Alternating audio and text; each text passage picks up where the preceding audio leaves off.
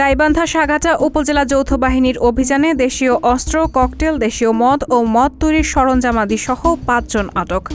৯ September সুনির্দিষ্ট গোয়েন্দা তথ্যের ভিত্তিতে চেয়ারম্যান মোশাররফ হোসেন সুইটের বাড়িতে যৌথ বাহিনী অভিযান পরিচালনা করেন।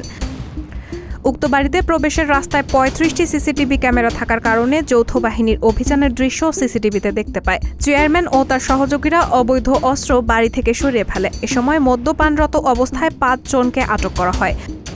পরবর্তীতে তাদের তথ্যমতে চর হতে দেশীয় অস্ত্র, ককটেল এবং দেশীয় মদ তৈরির সরঞ্জামাদি উদ্ধার করা হয়েছে। যৌথ অপারেশন শেষে ৫ জনকেই পুলিশ হেফাজতে নেওয়ার পর স্বাস্থ্যগত কারণে ২ জনকে বগুড়া শহীদ জিয়া মেডিকেল কলেজ হাসপাতালে এবং ৩ জনকে গাইবান্ধা সদর হাসপাতালে ভর্তি করা হয়।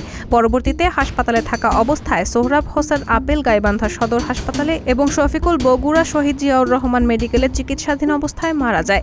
২ জনের মৃত্যুর কারণ ময়নাতদন্তে এবং ভিসেরা রিপোর্টে বেরিয়ে আসবে। রায়হানা মুন, সবার কথা।